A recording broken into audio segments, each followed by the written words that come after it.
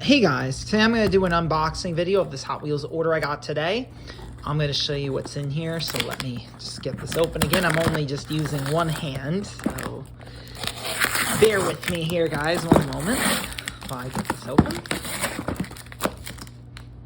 Okay, what's in here? Oh, well, never mind that one. Okay, so what is in here? Let's see what is in here. Ooh.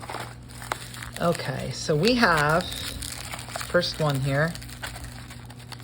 I can just grab this open.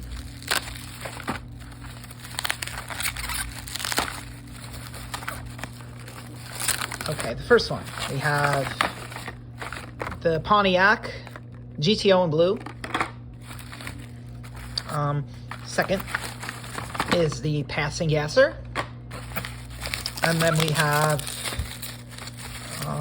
which one is this? I'm trying to get this out of here. This is like really, there we go. Okay, Switchback. And then we have two more here. We have, oh, you guys are probably gonna like the one on top here. This is a good one, guys. I've been wanting this one for so long. The T-Bucket, and then this one is the big one here, guys.